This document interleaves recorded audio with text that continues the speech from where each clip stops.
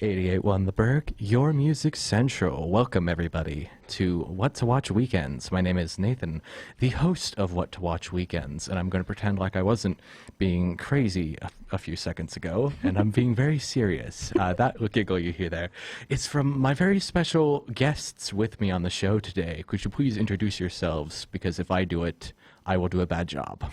Womp womp. All right, well, since I initiated everything, I'm Noah. I work here at the Burg, but I also have my own show, Aloha Fridays. Yes, indeed. Friday, 2 to 3 p.m. Yeah, it's called Aloha Fridays. It's like What to Watch Wednesdays. It's like, oh no, is it all happening on Thursday? That's the big question that you tend to ask. Oh my gosh, no, it's happening on Tuesday. Taco Tuesday. Whoa. I knew Lord Business had something to do with this. Anyways, and then that's the first one, and we've got the second one. Hello, my name is CJ, and I'm the host of Vintage Antiques Radio, which is on Monday from 4 to 5. 45 hours. No. Yes, it is 45 hours. 4 to 5 on Mondays. And then Noah and I both have a show, The 5, on Mondays as well, and we talk about food from all over the United States. Very nice, very nice. It's great to have you guys on. We've been friends for a while, but you guys have never been on my show. I've been on CJ's show, yeah, and I've listened into you two being on Noah's show together, and listened into Noah's show. Maybe I should bring you on this Friday and like drag you like those horror movies where you're like, no, I don't want to go. You're tearing like the fingernails into the floorboards. I see what you're saying, but with the like. You're just referencing a SpongeBob scene there, aren't you? Am I? Yes, you are. I mean, that show's been going for like, what, 20 years now? Yeah, it's hard to remember which one is referenced. I don't know which microphone is not being used currently, isn't it? I think this is 4. Okay. 2 and 4 are the ones that were used. Okay, fine. So I turned on mic 3 not knowing that it was being used. Okay, that's great. We fixed an error live. Look at that. We're doing things today. Yay. They know we're human. Oh, no. We have to run. Well, speaking of the difference between knowing if you're human or not and running away from them more specifically, tonight's topic on What to Watch Weekends is movies. Unsurprisingly, but the type of movies that we're going to be talking about would be zombie movies. Okay, I'm going to stop you right there because that transition was smooth like butter. Thank you. I mean... I didn't work on it. Thank you very much. Thank you. Okay, it wasn't that good. Don't make. I'd play that don't BTS song, you know. Smooth like butter. If you go any further, I'm gonna think you're being sarcastic. So No, I'm not. He's not. I know he's not. It's just like the self-doubt of thinking he is that it's going to destroy my ego completely. It's his personality. Very nice, wonderful. So. We're going to be talking about particularly the Living Dead trilogy, that being Night of the Living Dead, Dawn of the Dead, and Day of the Dead. Are you noticing a trend in the titling of those movies? I think somebody's No. dead. Yes, but it's also going through phases of time. Is there like No. mid-afternoon of the slightly deceased people? There should be. I wish there was at this point, honestly. I'm not quite dead. Not quite dead yet. No, that's Shaun of the Dead if they're talking in a British accent. But Oh, no, I was talking about Monty Python and the Holy Grail. Oh. They have a running bit in there. I'm not really dead yet. I'm actually feeling a bit better.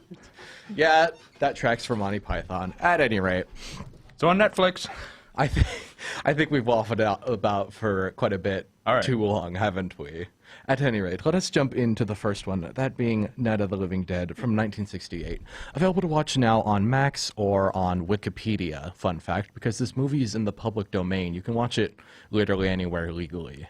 So. Oh, that's right. I saw an article saying it's the most featured movie in other movies. Yeah, because it's like public some domain. 1,000-something movies have Night of the Living Dead playing at some point. That's nice. Yeah, it's pretty convenient. It all came from like an error that they had while making the movie. It wasn't while making the movie. It was while distributing it. They basically changed the title from what it was originally called, whatever that was. Night of the Flesh Eaters. Yes, it was originally called Night of the Flesh Eaters, which makes total sense still. Yeah. But they changed it to Living Dead, right? And then I think Living Dead sounds better, honestly. It does. It has a better ring to it. But they basically, when they did that, they forgot to put the copyright notice at the bottom and basically distributed it to a bunch of theaters so that every time they watched it, it wouldn't have that copyright thing there. And then they realized, like 20 years after the fact, oh, there is no copyright notice. That means it's, that, like, according to the way public domain law worked, of course, this was back in the 60s, so I don't think Disney had messed it up quite yet. I don't think that happened until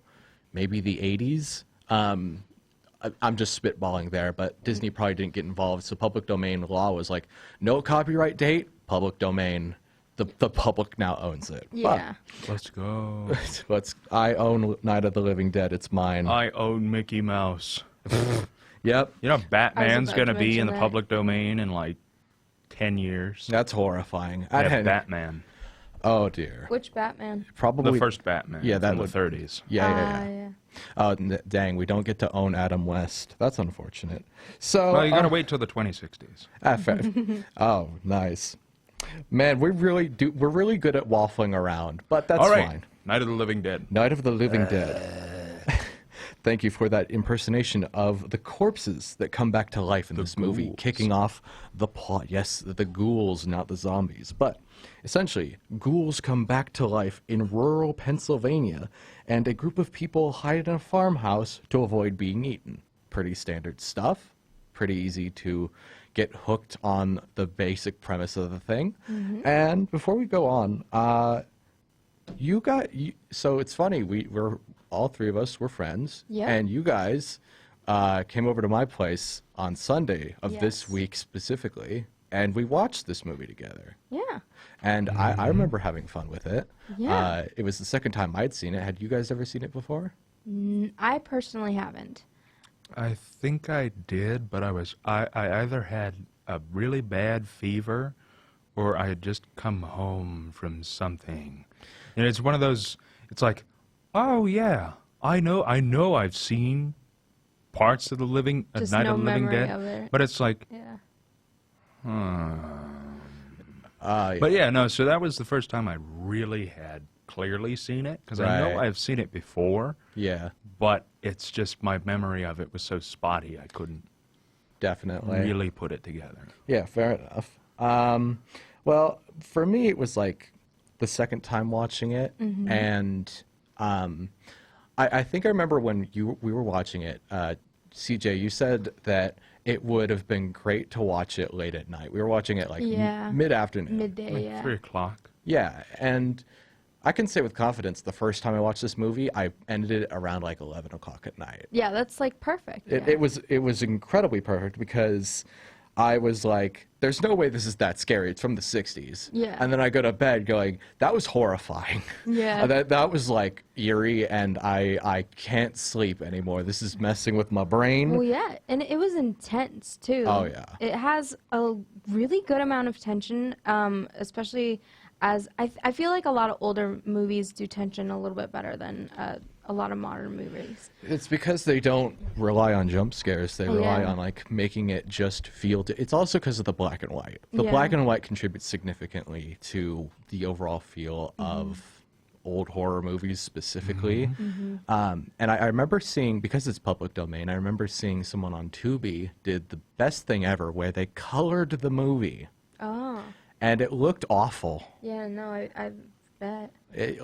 I don't know if you guys have ever seen this effect before, but it like putting colors over old black and white cells looks like baby's first Photoshop project where they're supposed to color in a old timey photograph and like try to match up the colors perfectly. Well, yeah, I've seen old I Love Lucy episodes and they recolorize them, and I'm like, nope, the black and white Yep. is so See, much better. I saw the colorized version of specifically the ending of It's a Wonderful Life, Oh, the no. movie 1946. It didn't look terrible, It wasn't but it terrible, feels but like it was weird, it yeah. feels like if somebody were to spill water on a painting, Yeah. and it gets a little fuzzy and smudgy looking. Yeah. It's a lot better than most recolors I've seen Yeah. of old footage, but it was very interesting to take a look at. Yeah, and I've seen the It's a Wonderful Life recoloration too, and it's not the worst, but again, it's still. It doesn't feel right. It doesn't Yeah. feel right. It feels weird, and it's not nearly as good. Nah. I feel like there's maybe one movie, I can't remember what it was called, but there's been one movie I've seen that was recolorized, and I'm like, okay, this isn't terrible, but it's it's tolerable. I would watch it again in color, but it's not my favorite. Exactly, and I think here's the thing about black and white. For me, with the original Night of the Living Dead, it's probably the most vivid memory I've gotten from a movie. Like that. Yeah. I'll talk about it in a bit, but I have the most vivid memory of this movie when I first watched it. Most of that comes down to it being in the black and white. Yeah. Most specifically, it comes from that feeling, which is interesting that it is that way, because it's like in color, which is technically speaking more vivid than black and white. You'd think it'd have a better feel to it, whereas black and white, I can say it's vivid. Do you see the kind of oxymoron that is? It's Yeah. just kind of strange. But it's also important to note that we've talked about the technical aspects. Let me tell you, now it's time to talk about personal opinion. Personal opinion of mine, it's a crazy one. I like zombie movies. I like them. You say, Let me emphasize this. I like zombie movies more than any normal horror movie I have ever seen. If they were a genre, he'd marry it on the spot. First of all, they are a genre. It is. Oh, that's what I meant. I meant if the genre was a person. If the genre of zombie movies was a person, you'd Yeah. marry them on the spot. Probably not, because then they'd look like a zombie, and I don't want a zombie wife. Well, you never know. No, You could, they like, might look. patch They them might up look and- like Emily from. What if it's like Corpse an Bride. amalgamation of From like what? all the survivors of the zombie movies? You know, like the really, you know. Now I'm just. There are so many ways I'm thinking of processing what you just said there, and I've thought of like either like 15 skin grafts or 3 heads are the images that are popping into my head. So the answer would still be no. What if it looked like Emily from Corpse Bride? Don't hate me, but I haven't seen Corpse Bride. Anyways. You like zombie movies and you haven't seen Corpse Bride. Okay, Listen. that's a sin. Goodbye. I must excuse myself. No, I think there's kind of a reason for it. Since I've seen Nightmare Before Christmas upwards of about 30 times over the course of my life, Okay. I'm very tired of Tim Burton, and I need to wait 15 years before I can probably I don't want to watch. see his Batman movies. Oh, I watched those. You gotta cleanse yourself from it. Yeah, I think like specifically any stop motion Tim Burton movies. Yeah. I'm fine with Coraline because that's Henry Selick. Yeah. Let's go, Coraline. Coraline's so good. I love Coraline, but yeah. that's so completely off topic. Yeah. No, I haven't seen Corpse Bride yet. I probably should, You and I will. do, I will eventually. Does it have Johnny Depp in it? Okay, I'm gonna watch it at some point. Depp is the main guy. isn't Johnny he? Depp and Helena Bonham Carter. Oh, them. Yeah. Okay, so that. Thinking of Johnny Depp, actually, here's another great transition. Some people either love him or hate him at this stage in time. Yeah. That's the exact same way as it is with zombie movies. Would you guys agree with that? No, yeah, that makes sense. Yeah, I feel I like can the see last, that, yeah. especially the last decade, has had Yeah. a lot of zombie movies. And, you know, you look at how The Walking Dead was first received. I'm going to use The Walking Dead as an example. It's That's a good example. Really You know, good example. AMC's The Walking Dead first comes out. You know, it's based on the comic book and all that. People are freaking out. They love it. And by the time of nowadays, where it's like, what, Fear the Walking Dead is out or I something think like so. that? Like, Just hate it. Yeah.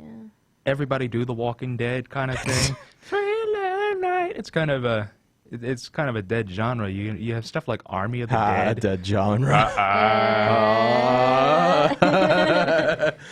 But you know, you have stuff like Army of the Dead by Zack Snyder. And Right. people are like, what is this? What is this? Why is this in my eyes? Although I will counter that with Last of Us, the Last of Us TV show. That really popped off, and that hit It did. it off. Because they got Pedro Pascal in it. I'm telling you, if they didn't have Pedro Pascal in it, nobody would care. That man is magic. Also, to kind of explain that, I'd say that like The Last of Us came out in like 2013, Yeah. and that was like a couple years after the big zombie boom of the 2000 to 2010s. Yeah, they were still in that big zombie. So like for that reason, I think people just had nostalgia Yeah. from like 8 years ago of playing those games. So. Yeah, and I think that's a good explanation for it too. Although I feel like a lot of super long running shows are just kind of dying off. Game of Thrones is also a good example of that.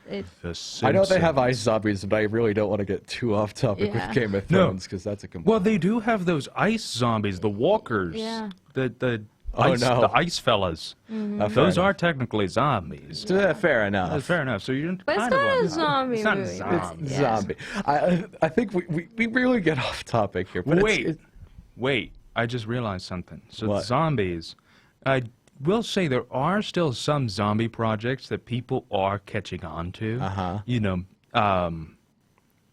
oh wait, no, you're gonna talk about it. One I did notice, I do remember liking, was a Netflix movie called Cargo. It's an Australian movie. It's got Martin Freeman in it, so I was That name automatically sounds like, familiar. oh, Bilbo Baggins versus zombies. Ooh. Let's go. Ooh. But it's actually a pretty decent movie, and it takes a different turn on zombies. It takes place in Australia, so Right. big difference. Second, it's really interesting with the practical effects because the zombies like crust all orange looking. It's really interesting, and there's some neat little ties to the native peoples of Australia. The Aboriginals. Yeah, the Aborigines of Aborigines, sorry.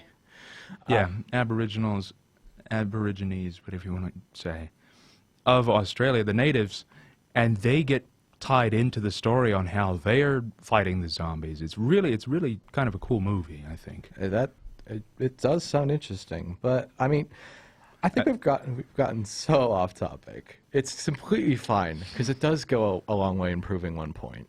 None of those things would have existed without Night of the Living Dead. Yeah. Just to kind of bring it back as much as I possibly can before we go on break. Which it's fine that we've gotten off topic. I should have expected this. Why was I not prepared for this? I wrote so many notes. Prepared. Here's the thing that I think the Night of the Living Dead proves the most out of any movie on the list tonight. Zombies can capture the imagination when done well. Specifically Night of the Living Dead. You can make a zombie movie or any kind of movie, of course, but you can't make like a massive fantasy movie for like a small budget. No. A zombie movie you can because you can just get 15 people that you know to walk around and pretend to be cross-eyed and tired. Put some ketchup on them. Yeah. You just get a small group of people who moan and groan and walk around and stumble about, basically. And that's basically exactly what they did with Night of the Living Dead. And they went to a condemned farmhouse and they were just like, okay, here's where the movie's going to be. Here's all the people who are going to play our zombies. We've only got 15 of them. And they're just going to walk around. And for that reason, it invented an entirely new genre. Yeah. And when they say start small in the film industry, they tend to say start with genre picks. Yeah. That's such an interesting like progression there of basically creating an entire genre or introducing an entire genre. Yeah. And then just kind of starting there as a baseline with an indie movie. It's such a good progression. And I feel like the fact that it was located in a house was really helpful. Like, you have that shot of what was it, a skeleton or a zombie under the stairs. Yeah. And that was a really cool shot. And Do you mean at the top of the stairs? At the top of the Yeah, stairs, that was yeah. like the or old the lady. the old lady. Yeah. Yeah, So like you wouldn't get that if it were at, a mall or something, that it was in this very concentrated location. Yeah. And a concentrated spot of that location that like helps keep telling the story. Oh yeah. And yeah, I feel like it had almost, zombie films aren't charming, but it had a charm to it. The fact that it was in a home and that it wasn't this big, huge blockbuster thing. And I think that's a part of why it's so popular as well outside of the copyright stuff too. Yeah, I mean, interesting that you. Man, did my brain already forget what you said? I think it did. I was processing everything you said and agreeing with it, and then my brain blanked on the point I was going to make. Well, she was talking about how because it was not in such a blockbuster location, Well, yeah, it wasn't in a prison. It wasn't that part. Like backing up of words. Wow. The fact that it was in a house and Yes. Okay. yeah. So in a house, telling the story. Yeah. That's the thing. That's the big thing. The storytelling. Yeah. The stakes of the original movie and the pacing are what keep it interesting, despite it being in such a small location. Yeah. There's always this constant fear of what's going to happen when there's more of them. Yeah. Because with zombies, such a simple thing about them is individually you can like just shoot them in the head, run away. It's fine, and especially with these ones, they're so slow, and they basically just got to wait until you're dead to start eating your flesh. Yeah. Like, it's individually, what's the point? Yeah. As a big group, they're a massive threat. Yeah. And that's one of my favorite things about the concept of a zombie to begin with. Yeah. Without that, they lose all significance. They're an unstoppable force, basically, that's constantly growing. And that, to me, is what makes them significant and interesting to watch. Kind of And like a fungus. Yeah. it kind of like a fungus, but it's also an extreme. No, you look like you've heard a very funny word. Oh, are you referencing Pan's Labyrinth, The right? Last of Us. Ooh. All the cordyceps. Yeah. Oh, I see. Fungus comes out of their faces, and all that's left is their mouth. Arr, arr, arr, arr. Interesting. I haven't played Last of Us because I'm not last in us of the. Anyways. Joel, I think we're the last of us. Oh no. Okay, before we derail completely, I remember. So let me transition this nicely into the break. When we come back, we are going to be talking about Dawn of the Dead, the follow-up. And CJ, I remember you mentioned you started to say you were like you wouldn't get the shot of them being at the top of the stairs in a mall. I think you started to say a mall. Interesting. I think I know why you said that, because Dawn of the Dead takes place in a mall. Man, that's really great. Okay. Yes, sir. We'll be back soon. We're going to jump into a song actually called Night of the Living Dead. So we'll be back soon. 88.1 The Burg, your music central. Welcome, everybody, back to What to Watch Weekends. My name is Nathan, the host of What to Watch Weekends, and I am joined by my hosts who are currently looking at something funny. I don't know what it is. Look, I drew a mustache on Superman. What? Okay. He's literally me. Look, We were making that's me. during the break. We were making a joke that Noah looks like Superman, From need to show Nathan. specifically from my adventures with Superman. and now he's drawn a mustache on.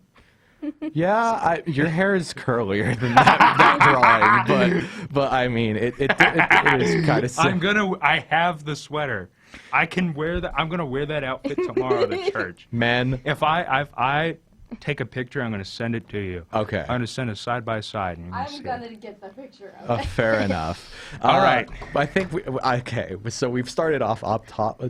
We've started off We're talking Started about off Dawn off of the topic. Dead, Yes, right? we're The talking about Dawn sequel of the to the Yes. critically acclaimed.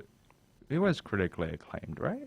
I think at the time, yeah. To the one that everybody loves, Night of the Living Dead, Which I It's love. like a reference to it in My Little Pony, I think. Yeah, you were telling me about that. But so yes, we were talking about Dawn of the Dead, available to watch on Amazon Prime if you rent it.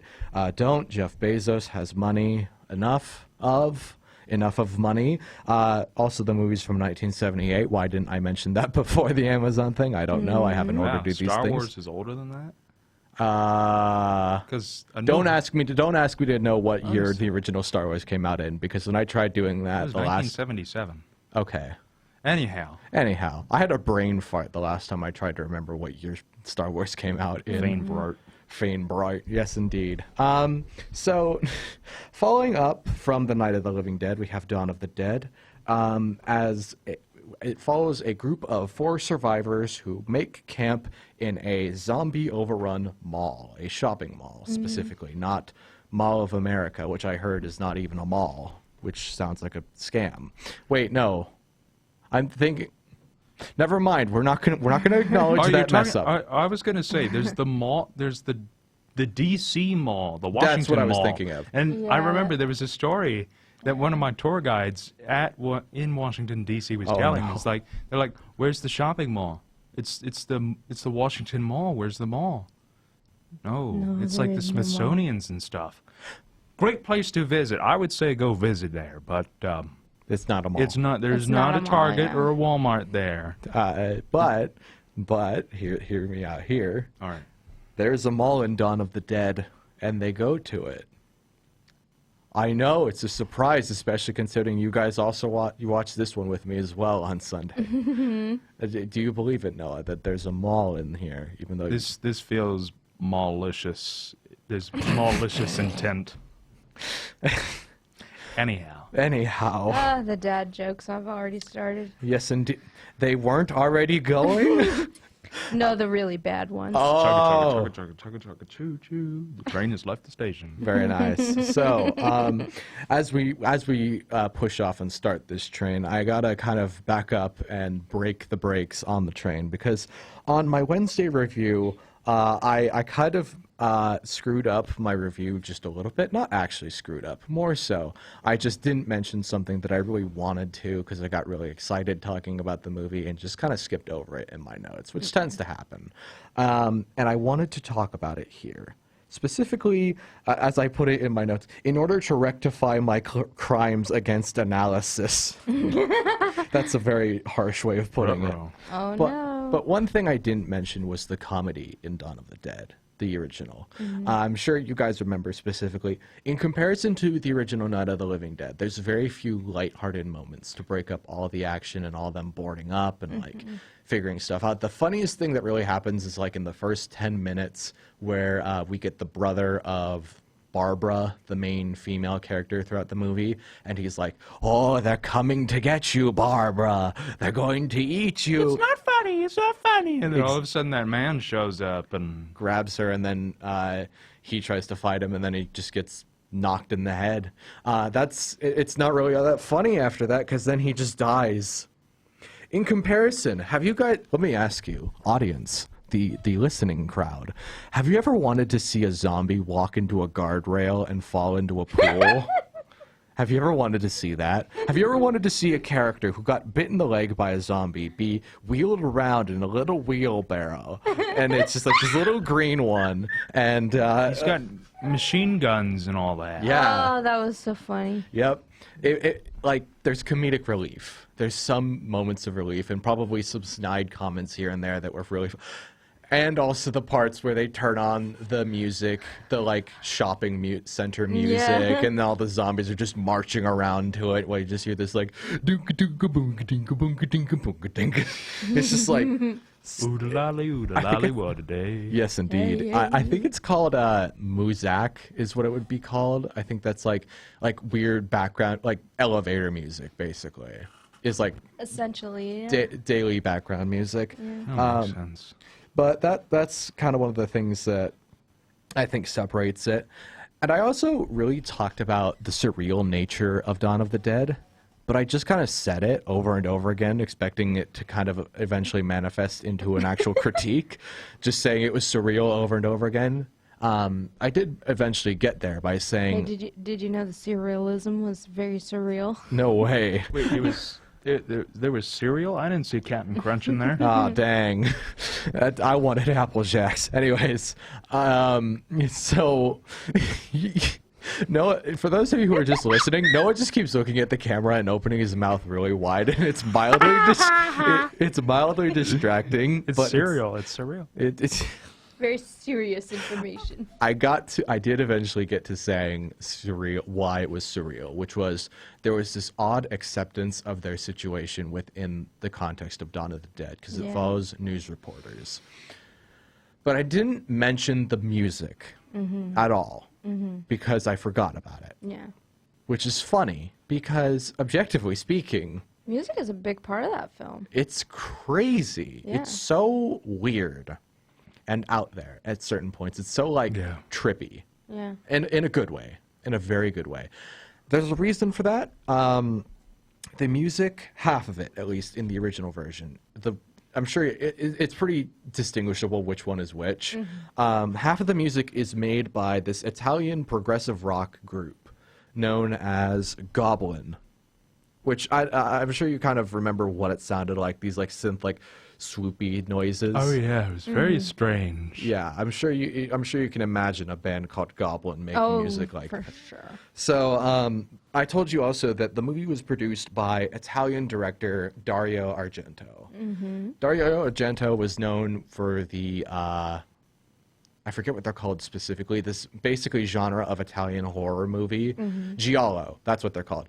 Super brutally violent movies. The biggest one known is called Suspiria. It's this like hallucinatory horror movie set in like a house. You're giving me the funny look there. No, I'm just saying that sounds like something that would have been made in the 1920s. Yeah, just like strange because those old horror movies, they feel almost like fever dreams or Yeah. some This one feels like an absolute fever dream. I've heard. I haven't watched the movie quite yet, but it is from the 70s. Ooh. So it's got that Technicolor hallucinatory feel to it more so than the black and white kind. But let me connect it back. So Goblin made the music for Suspiria, and then they also made half the music for the theatrical version of Dawn of the Dead. And for that reason, it's just interesting to kind of view the difference there, because it's just like, where was I going with this?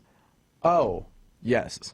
Their style of music is rooted in hallucinatory progressive rock, right? That's where they've gotten most of their inspiration for film scores.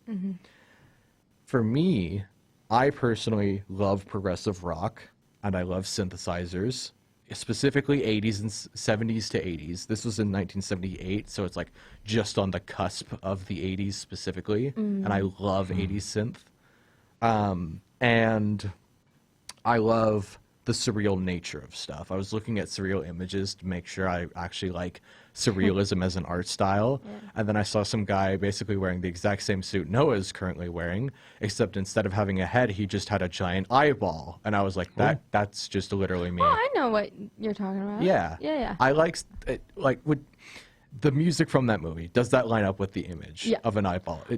It goes so well together with that it's like it also fits with the zombie movie. There's a song called Hypnotic. I can't remember who the artist was, but I feel like that definitely the not the lyrics but the instrumentals definitely vibes with the film. Yeah, Hypnotic is a great way of putting Dawn of the Dead, especially the parts where those songs are playing. I wanted to mention it, and I completely neglected to mention how that contributed to the surreal nature of that movie. It also kind of contributed to the overall nostalgia of it, even though I never went to a mall in the 70s. It feels like a familiar place, which they actually made a really good point of in the movie, saying how the zombies go there because they used to be human and used to go there. Yeah. And so they're there out of habit, more specifically.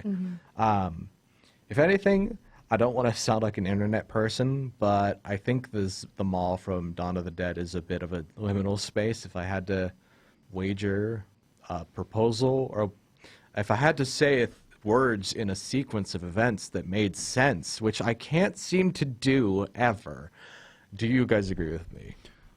No, I think I see where you're coming from, because you expect a mall to be very bustling place, and I think that is kind of something that the movie takes your expectation of a mall being crowded, full of people, full of life, and they fill it with zombies.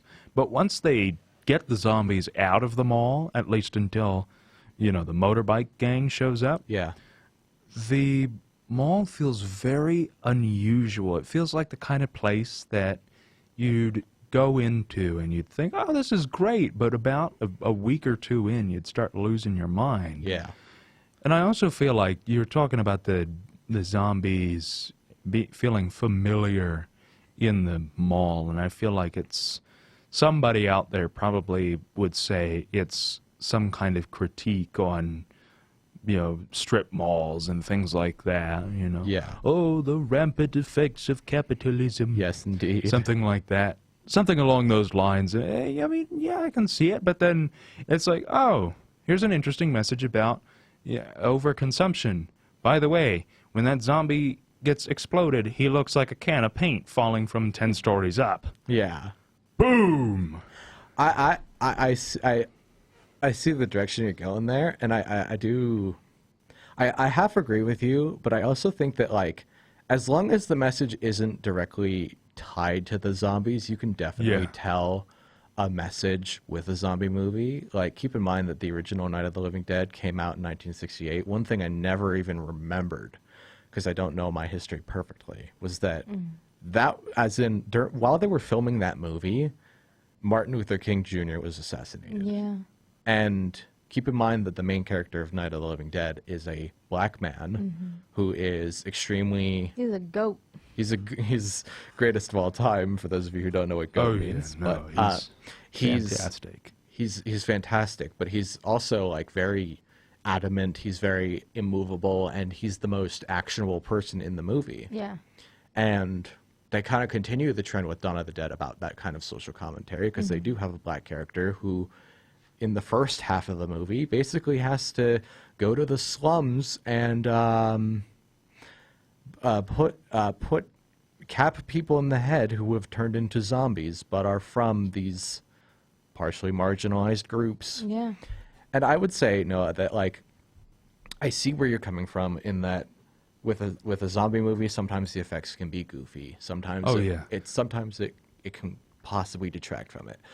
But I personally think that zombie movies are a really good way of actually conveying a message, because I've seen it done so well through the George A. Romero movies that I'm, like, unable to disassociate those ones from telling a message. Oh, yeah, no. And I'm not disagreeing with that sentiment. I think it's just more so of you have this element of a genuine social commentary, but then it's so hardly contrasted with the kind of schlocky elements of the movie when it's, you know, especially once you get in about an hour and a half into the movie and it's the really big zombie slaughter fest. Yeah. I feel like sometimes the attention might be, it's not, I mean, really, I do agree with your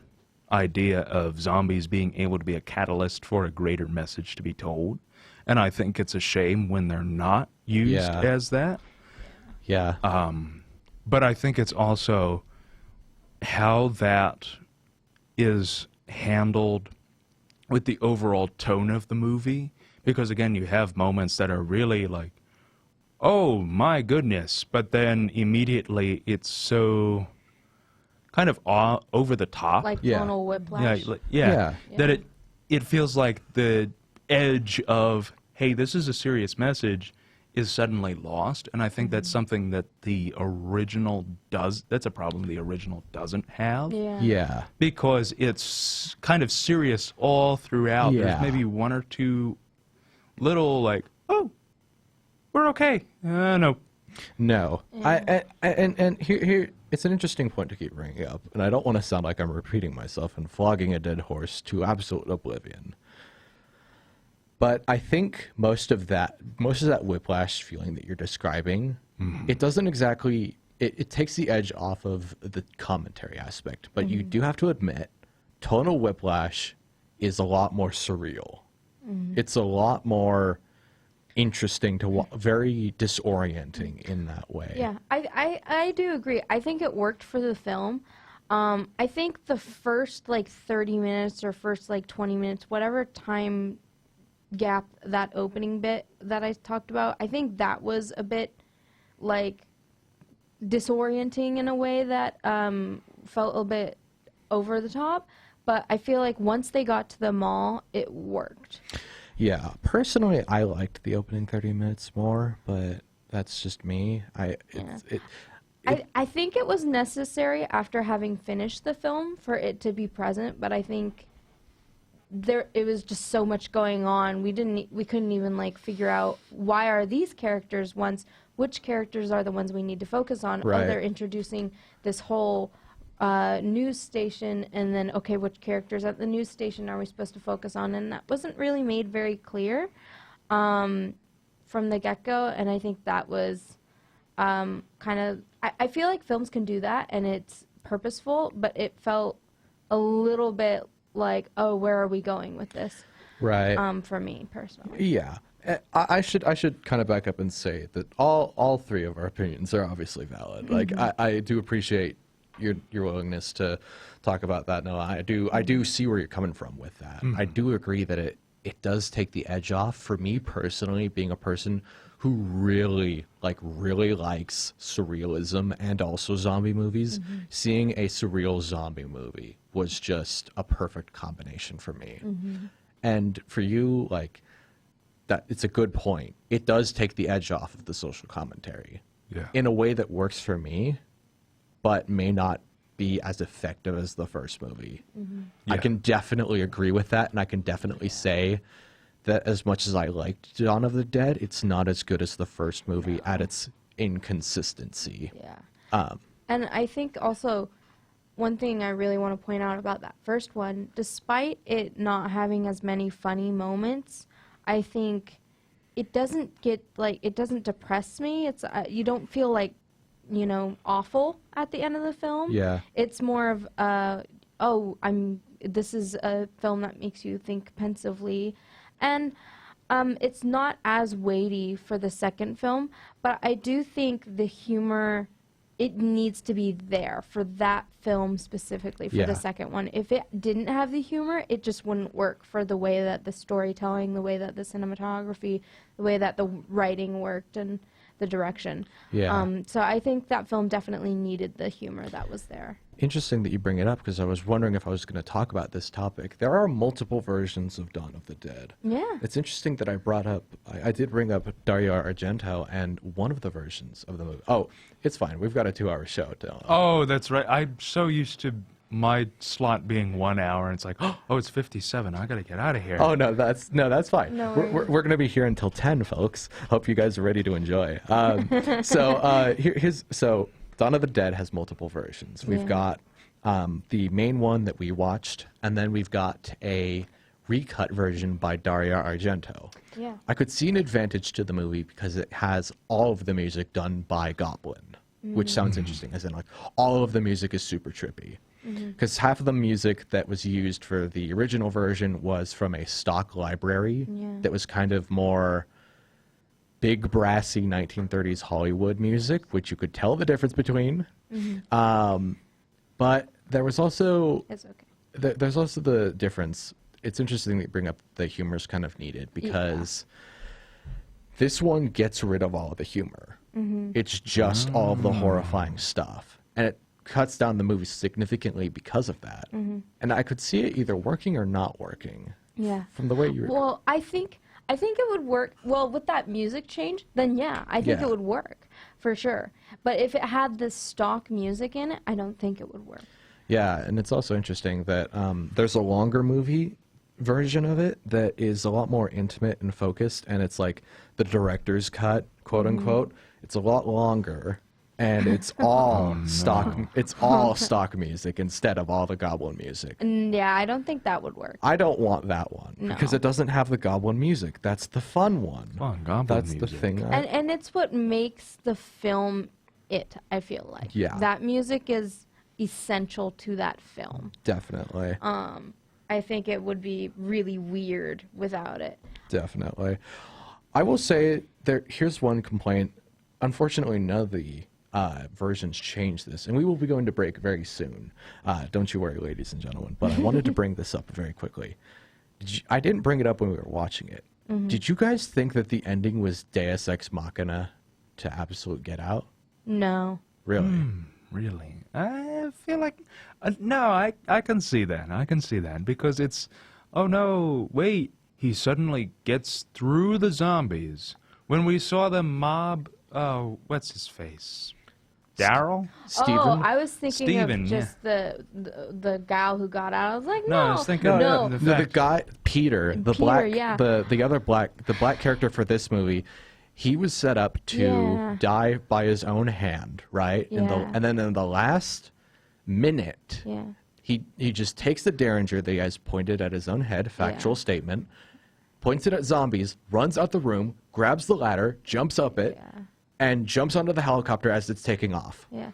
No, I'll say why I think it works. I think it works because okay, not to get too deep, but I've heard many stories where, people regret attempting, and I think, I don't know if they were trying to comment on that or not, but I think that is a good representation of actually acting on, wait a second, maybe I do want to live, and then acting on it. I think it does. The problem I had with it is that it happens in the last 30 seconds. But that's the problem. That's what I was going to get into. I think if it weren't the last 30 seconds, I think it would work. Yeah. And I think it really could have had such a weighty commentary on it and really packed a punch.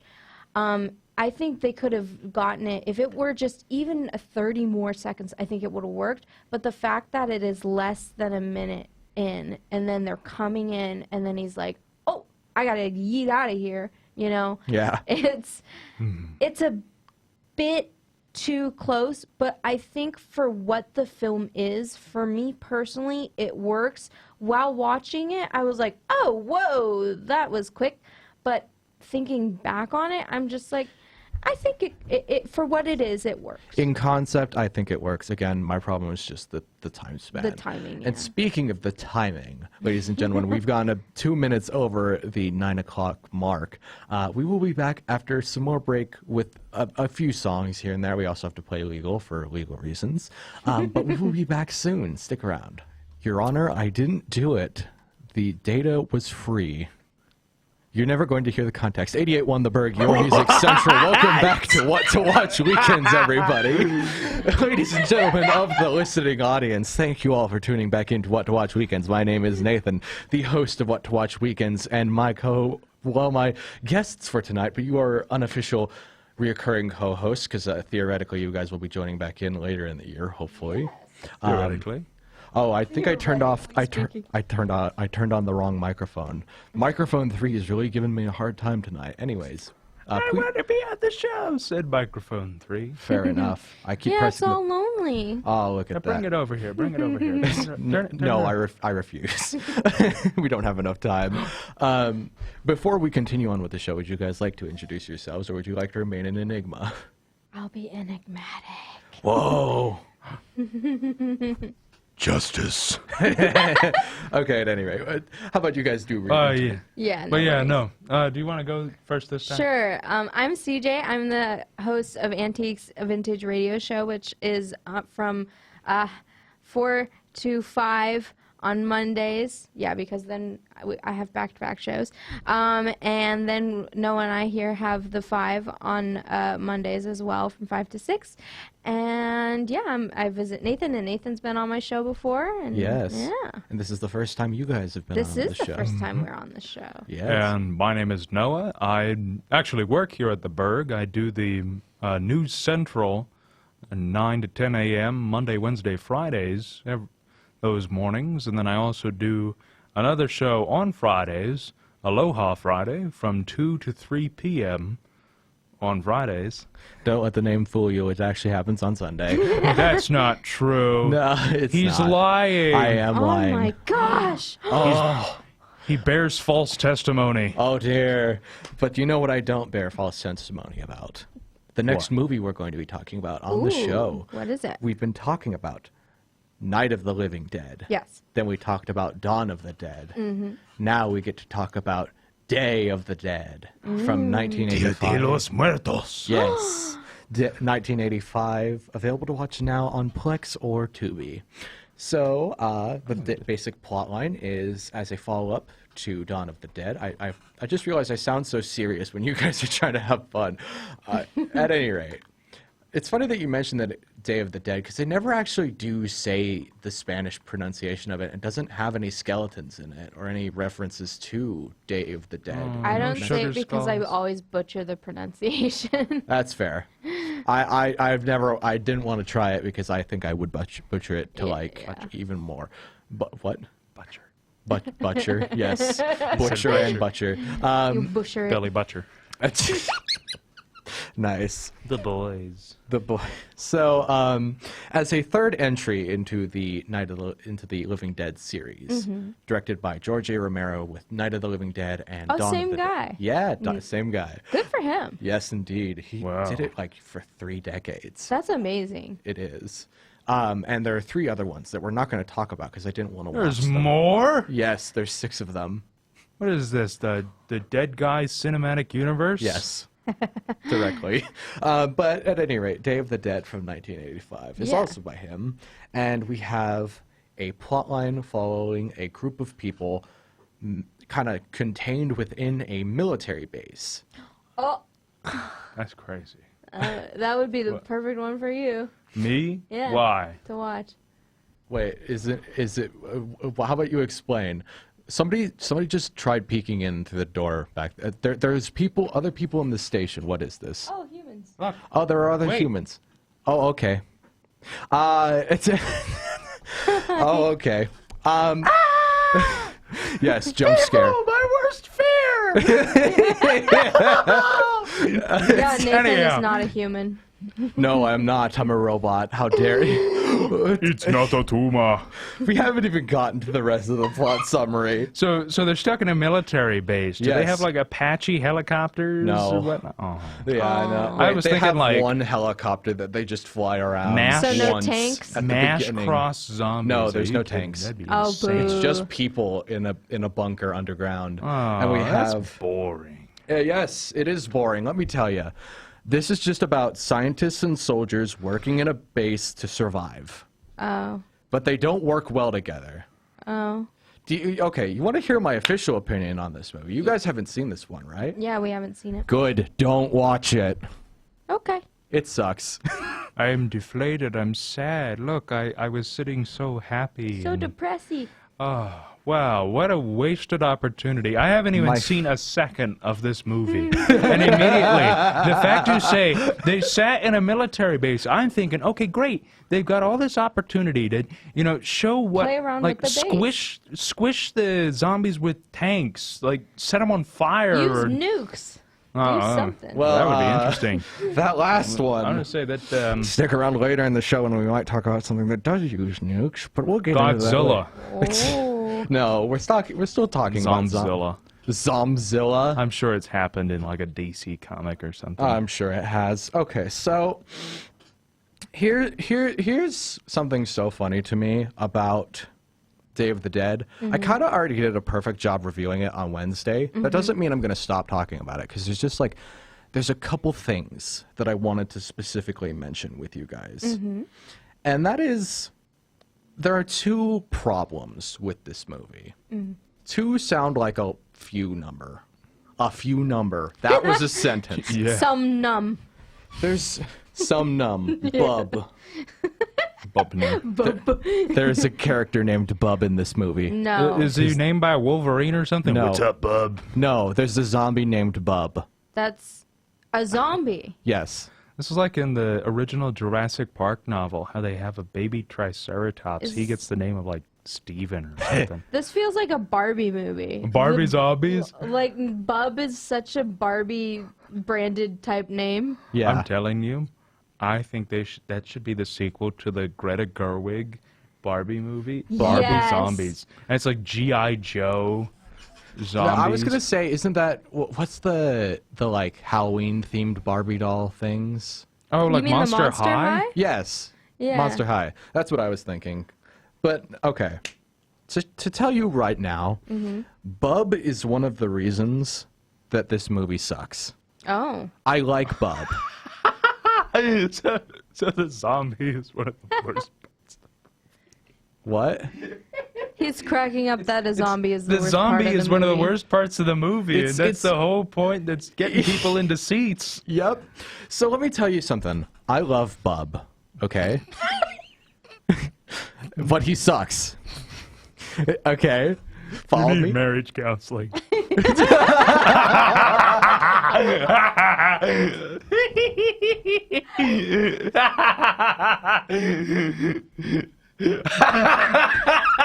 And today, folks, we have killed the main host. I think we lost any semblance of focus here. Anyhow, so Bub. Bub represents. Bub is a dud. Yes, he's Dud a bub. He's a dub. He's a dub. Don't tell me he dabs. Oh my god. No, he doesn't. It's the 80s. The I dab know. wasn't invented. I'm Very playing, good. He's Play wearing on words. parachute pants. Very good. So here's the thing about Bub. He represents this problem where they try to humanize the zombies. Okay? Noah, you're still cracking up over this. Humanize the zombies, ladies and gentlemen. As in, try to blur the lines between a human and a zombie. Zombies work because they are monster. What? Does he talk like the Geico caveman or something? Yes. Bub want McDonald's. No. He talks like a caveman who doesn't know how to speak yet. As in, he mouths words. What? He tries to talk. Nah. This sounds like an episode of Barney the Dinosaur. I'm gonna be honest. Like, I love you. Oh, it gets better. It gets better. you It gets better. They train him to use a handgun. I'm not kidding. I think my soul just died. Yes. So this doctor named Dr. I don't even remember his We'll name. call him Logan. Dr. No, Dr. Logan, who they refer to Oh my as Frank. I was gosh, gonna say it is a Doofenshmirtz. Wolverine reference. Logan? Bub? Are you kidding? Yes.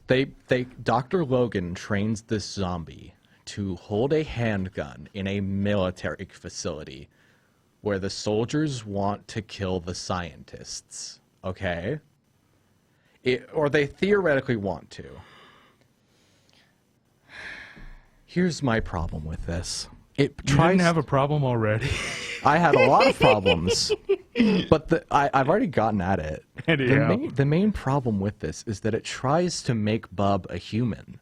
It's trying to emphasize how much of a human he used to be, when that's not the point of a zombie. Do you see what I'm saying? Like Yeah, that decompresses all of the identity behind a zombie. They're supposed to be monsters. And when you decompress that, do you know what you get?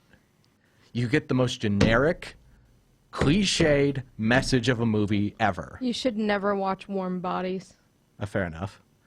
You would not like it. Yes, you know- Is it one of those things where it's, oh, he's not bad, he's just protecting who he loves? No, from what I could tell, from my own ability as a media critic, it's trying to say humans are the real monster.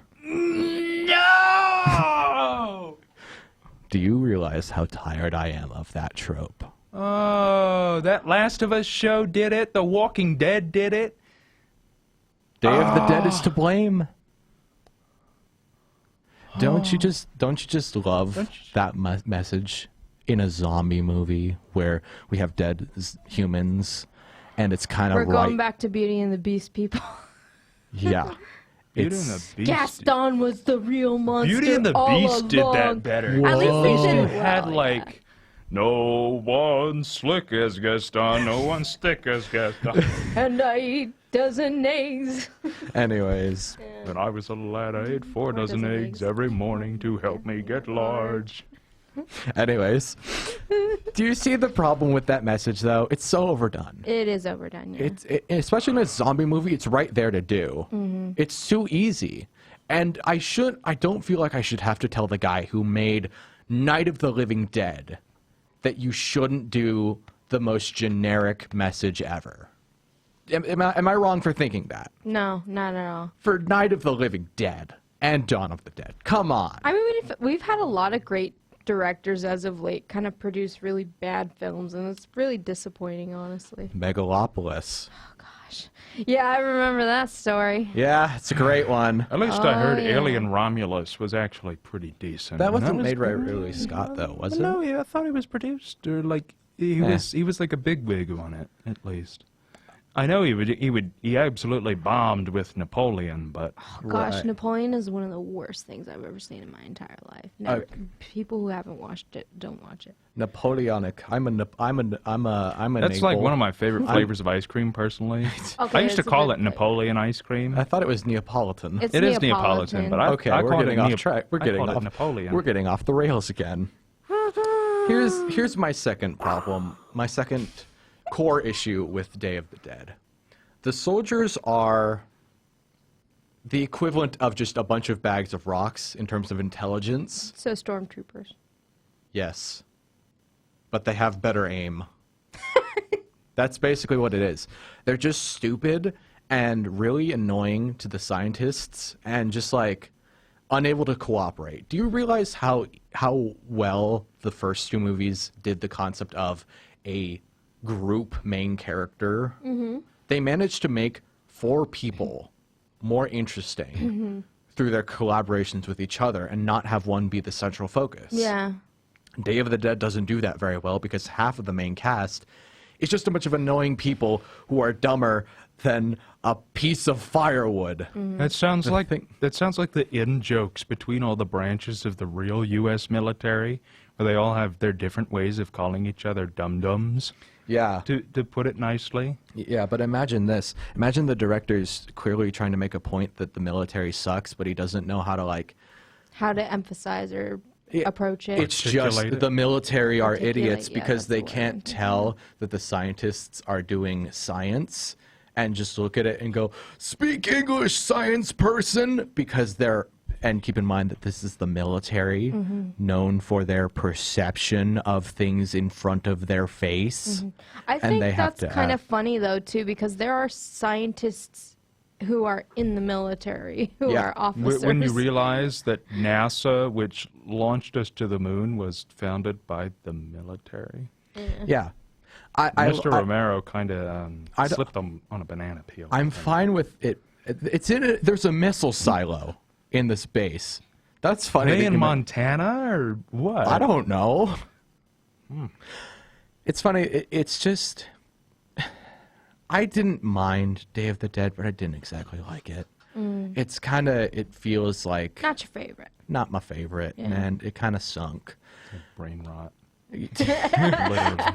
You know, that's a great segue, because after the break, we're going to be talking about the originator of zombies eating brains in movies specifically, that being Return of the Living Dead. So stick Oh, around no. afterwards for that. What? There's not even an afternoon of the Living Dead. No. Lunchtime with the Living Dead. No. Oh, Lunchtime with the Living Dead would be a good spinoff. That sounds like Sounds a like talk show. My Dinner with Andre if it was taken over by zombies. Zombies.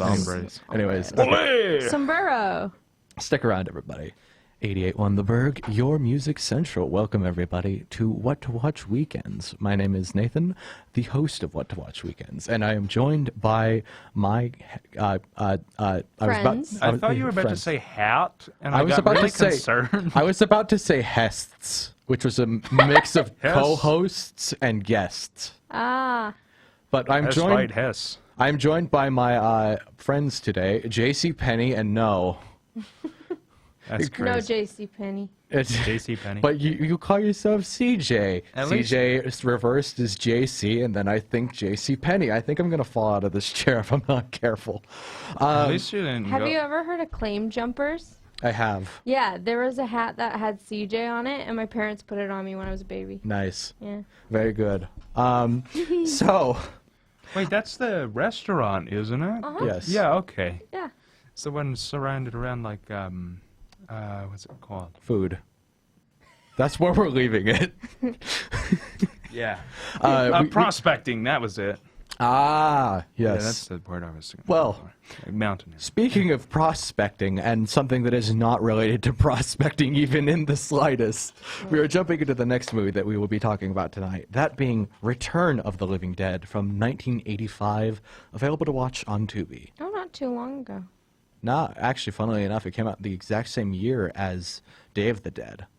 No way. Yeah, Oh, Day no, of the it's Dead. going to be worse. No, actually, it's better. It's good. I love The Return of the Living Dead. Yeah, crazy to think the 80s was 40 years ago. I try not to think about it because I wasn't alive then. But I like the 80s. I have a weird bias towards the 80s. Solid music. Definitely. That's my main thing towards it. So, let me tell you guys this story.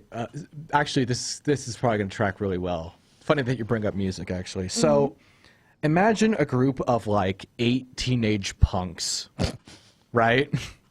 And they go to a graveyard, right? And they start partying. This sounds like that episode of Love, Death, and Robots. Yeah, that's what I was with the tiny thinking of. zombies. Yeah. Ah, dang, I don't think I saw that one. I'm sure. So, basically, in Return of the Living Dead, these punks are in a graveyard. Across the street is this medical supply center that one of them works at. And at this medical supply center, in the basement, they have these zombies kept in these tanks, right? These like weird chemical tanks. And one of the employees of this medical center is showing this new kid around, and it's like a minimum wage job or whatever, and he's like showing him how to do stuff. And the kid asks, "Oh, do these tanks leak?" And he goes, "They do not leak, absolutely not. They're from the U.S. military." He hits them, and then gas starts pouring out of it. No. It infects them. It infects the dead body they have in the medical supply center. Then they set it on fire. They release the smoke. And to coincide with these teenagers, acid rain starts pouring down and infects all the dead bodies. Now we have zombies. Again. Again. Bruh. Now, you look exhausted there, Noah. That just, That's that's a a lot. big screw over, yeah. It is. Oh my god. I don't know why it's reminding me of my old high school that used to be in 90 missile site, but anyways. Yes. This reminds me of high school, thinking of a zombie movie. Okay. Some people felt like I mean, high zombies, for schoolers sure. kind of act like zombies. Okay. I'm not gonna Yeah, I was gonna say more so every college student acts like zombies, if I'm being completely Sounds like honest. that. There's an anime, High School. Well, of we the all Dead. just want a nap, man. Right. Yeah, definitely. So here's the thing about Return of the Living Dead. You may notice it's called The Living Dead, right? That we've got Night of the Living Dead, and then we've got Dawn of the Dead. Notice that it didn't have living in the title. Yeah. Oh, it didn't. Yeah, and then we've got Day of the Dead, which also didn't have it. Here's an interesting point. The script for this movie was originally written by a guy called John Russo. I pronounced that incorrectly. John Russo. How did I mispronounce Yeah, one John? of the Russo brothers. No, actually. Good guess. No, he co-wrote the script for Night of the Living Dead with George A. Romero. And because of the whole legal nonsense that they had with that movie, once they kind of split off, George A. Romero was allowed to make more Dead movies about zombies and stuff, but John Russo retained the rights to the Living Dead title, right? So he wrote a script for Return of the Living Dead to be a follow-up. And then they got Dan O'Bannon to come in and direct Return of the Living Dead. Dan O'Bannon is the guy who wrote the script for the original Alien movie. Oh, yeah. Yeah. So they got him in, and he rewrote the entire thing. Oh. Which is funny because that's why we have like the toxic stuff and the acid rain and all the punk stuff, is because they basically rewrote the entire script. The only thing that's left over is the Living Dead part of it. Now, Wow. it's interesting that it is that way, because with it, you may think it's a weird ripoff of the George A. Romero movies. And I can guarantee you, whether you love or hate this movie, for those of you who are listening, it's not a ripoff at all. It's very unrelated. Because okay, here's the first thing I got to point out. Do you know, you remember how slow the zombies moved in the George A. Romero movies? Yeah. They like just kind of limp around. Yeah. These zombies in Return are fast. They run around. So, like, the difference between the regular zombies and Plants vs. Zombies versus the footballers? even faster than that. We're talking like Mach speed. Oh, yikes. They're really fast. Like that manhole Like a cover. Wendigo. Pretty much, actually. If I'm being honest, yes. That's terrifying. It is. It's like World War Z, the movie version of it, not the book. But I've heard, but yeah, they just... that one I haven't watched yet either. Oh, but it's one of those where you don't have to watch it. You Yeah. don't really need to watch it. Just read the book. I want to read the book very much. That sounds good. interesting. But the thing about the ones from Return of the Living Dead, not only can they run fast, they are also mildly stronger. They can basically, oh man, what's the word? I have the notes in here somewhere. I know what it is, because there's a long list of them. Oh, right. They're really good at swarming people. Like, they're all grouped up. They are invincible. You can't kill them with a weapon or a pistol or gunshots of any kind. If you burn them, they're just going to release toxins that get into the air and cause acid rain to create more of them. And the scariest thing of all. Now, this is where something interesting comes up. Because there's a difference between this movie and Day of the Dead. These ones, first off, they specifically go for your brains. They don't just eat your flesh. Yeah. And they also can form sentences.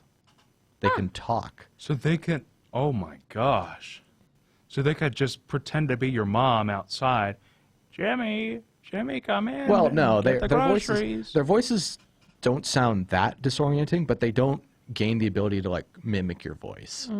What they do end up doing, though, is they have police officers and ambulance workers come to the cemetery, and then they go on the radios of the police cars and go, send more cops or send more ambulances, and then just like have them all pile in and then ambush the ambulance workers. Oh, smart. So Yeah. they can think. Yeah, they're really That's smart. freaky. It's That's real freaky. really freaking terrifying. You know, could It you is. imagine if something like The Walking Dead or The Last of Us or something like that, like the mushroom dudes were saying, it's like, bring more people. Yeah, it's Reminds exactly me of, that. was it Renfield from yesterday? Yeah. I'm hungry, Renfield. Give me more people. It's A basically bus that. load of cheerleaders and some nuns. Yum, yum, yum. And innocent tourists. So here's something interesting. You notice how I still say that I like this movie in comparison to the Day of the Dead. Yeah. Even though these ones can talk, right? Yeah. Here's the difference. In Day of the Dead, it felt like they were trying to establish Bub as a human that you could condition to do stuff, right? They give Yeah. him a firearm, they give him the ability to do stuff. These ones, when they talk, they even like capture one, and they're like, "Why are you eating brains?" And it says quite literally, "Death hurts, and we eat brains to take the pain of being dead away." That's an animalistic thing. That's not a human behavior. Yeah. They've drawn the line in the sand perfectly between a human and a monster. And because of that, you're horrified. Because these zombies, they definitely don't breathe. They definitely don't have the qualities of a human being, but they can think. A smarter monster is scarier than a stupid one. So if Twilight were actually good. Yeah. There were zombies in Twilight? No. The vampires are living dead. Yeah. Oh, and they're stupid. And they're stupid, yeah. Nice. See, I was worried that when you started talking about Bub, see, there's this Disney Channel movie called Zombies. Oh, with it's so talking terrible. zombies. Yeah. It's I've never so watched it, bad. but it's one of those things where I'm always worried when I hear about talking zombies. Which is funny because I used to play Plants vs. Zombies as a kid all the Right. time, and Best DS game. they have that bit where it's like, zombies are coming, and it's the zombies saying it, and they can write in that game because they write the note and stick it to your door. Yeah. Right. Yeah. No, it so many zombie things we could go off on. There's the Zomboss. I was a zombie scientist. I loved it. Nice. So here's another thing I should mention. A couple other things I just wanted to mention about Return of the Living Dead. Mm-hmm. I don't know if I've sold you guys on this movie yet. Have I or no? A little bit. Yeah, It's that's an interesting. interesting premise. Okay. I don't know if this will sell you or not. I should mention a disclaimer about this movie. Yeah. It's known for having an actress in it. There are actresses. There's female performers? They No way. exist? Wait, women can be in movies? No, okay. I just didn't have the name pulled up. No! Oh my gosh, I didn't know we could do that. I know. no, It's what? crazy. It's not like I've performed in anything before. Oh, Okay. get me away. So the name of this actress is named Linnea Quigley. Okay. Quick thing, nudity. Anyways, Oh. I gotta clutch my non-existent pearls. you wearing pearls would be an image. I don't know if it's a good With or a a bad little one. cross on the bottom. Keep away. That would be something. And It's holy like water. Yeah. Martha Wayne looking. Yeah. It's Anyhow. You mean women get objectified? no way. Who would have guessed? Who would have guessed? Anyhow, zombies. Yeah. There was a butt-naked zombie in Night of the Living Dead, Yeah. wasn't there? Mm-hmm. Like some guy who got eaten in the shower. I don't know. The only That is an interesting parallel, actually. Yeah. But at the same time, I think this movie doesn't suffer from a lot of problems. It's got a lot of characterized characters because it's got like teenage punks and it's got this crazy doctor who runs the graveyard and the mortuary who's like half German, and then we've got like the workers at the medical center. The editing just kind of sucks, Oh, yeah. which is fine. That's yikes, though. It's yikes. It just there's just some awkward pacing moments, and it's kind of like oh well. Kind of sucks, but I mean, I feel like really, really amazing performances can save good directing, but it's really hard to save bad editing. it is. And these performances are like not Oscar worthy, they're caricatures. Which Yeah. I love caricatures. I love characters, not designs. I'm talking about this in context of a movie character who's specifically doing one thing to the absolute maximum. And when you have teenage punks in the 80s, Oh, that's super fun. it's a caricature to the absolute max. It's perfect. Yeah. Most of them just go like, nobody understands me. I can't do this. And then it's like, zombies are going to eat my brains. Oh no. Oh no. That's a perfect situation for them to be in. But with the editing not being great, sometimes it's just like, that kind of sucks. Yeah. I can't stand it anymore. At the same time, it's interesting that I think you mentioned something about a nuclear missile. Yes. The ending of this movie, weirdly enough, isn't super Deus Ex Machina because everyone gets nuked. The town just straight up gets nuked. Oh my gosh, we got Life is Strange type stuff happening here. Oh no. Now, here's the thing. Dr. Lovenstein. Isn't that what it is? That one? Dr. Strangelove. That's the Dr. one. Strangelove. Yeah. Yes. It's basically that. But imagine, okay, so here's the thing about this movie. And that is a spoiler because that's the ending. But Oh, I love spoilers. you're the only one I've ever met who has said that. Yeah. I can at least guarantee you that it's established because at the beginning, right as soon as like the gas leak happens that infects the two main people at the beginning, they introduce this military guy in Washington who like goes to his house and he has this like phone that's like it's like an 80s spy setup basically where he like has a direct line or whatever, Yeah. and then they like have a number on the side of the canisters that you can call to get help with like the zombies that they had in there, and they call the number and they get connected to this guy, and so it's like, okay, here we are. Yeah. So they set it up beforehand at like the 10-minute mark, and then at the end he comes back. Yeah. So it has something up on Dawn of the Dead and not being Deus Ex Machina. Very nice. Yeah. Very nice. How many times can I say that without it sounding stupid? 1. Wonderful. Magnifique, monsieur. Nice. Oh, that's just great, Buckaroo. Oh, also I should mention that all of the music is like super punk. Like it's punk is all 80s punk. Now, good music, I think, can save bad editing sometimes. Sometimes. I think this Not one... all the time. I will say, like, a lot of the music, like, the music that plays during the nudity scene kind of fits because it's, like, very suggestive.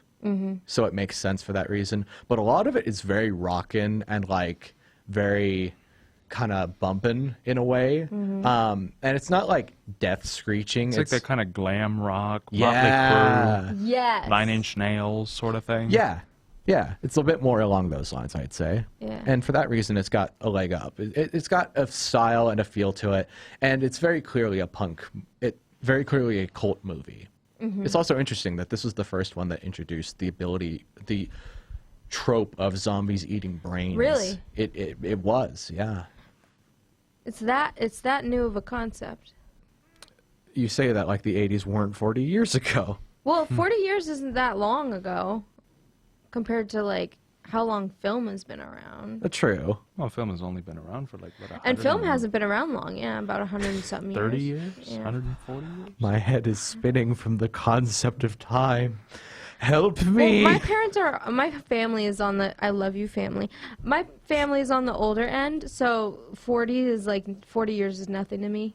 I just, or fair like enough. even 30-year-olds, they're like, oh, I'm so old. And I'm like, you're a baby. You're so young. You have so much life. I'm old. I'm 20 years old. I might be a zombie one day. I sure act like one. The future is now, old man. I can't handle it. Uh-oh. Oh, no. So, I know we've been all over the place on the show tonight, but that's to be expected. Thank you to the audience for listening in, for having some new guests on the show tonight. I do want to thank you guys for being on. Yeah, of course. Yes, Thanks for of inviting course. us. Yeah. Thank you so much. It's Yes. great. And I hope you all had fun listening in on zombie movies. I like zombie movies. I like zombies. I sound like a child. I like zombies, too. Seeks, we love them. See, yeah. If there were any other zombie movies we'd talk about, I definitely want to mention Shaun of the Dead. Yeah. It's funny now that I see the parallel between Shaun of the Dead and Dawn of the Dead. Yeah. But then also Train to Busan. Train to We Busan. were going to talk about that. Unfortunately, there's less than 10 minutes left. Next time. Next Next time time. Next that I talk time. about zombies, which Oh, yeah. will probably happen next year at some point, for sure. It's Well, I mean, fast. it is. I mean, Halloween's coming up soon. It's the week after next. Oh, I've got a lot of plans for the rest of October. And that leads nicely into our closing thing here. Ladies and gentlemen of the audience, I run What to Watch Wednesdays here on 88.1 The Burg, and I will be running What to Watch Wednesdays next Wednesday from 8 to 9 p.m. Please do tune into that. We are currently on a trend of horror movies. I made a specific intro for the show and everything to celebrate the month of October. Please do tune into that.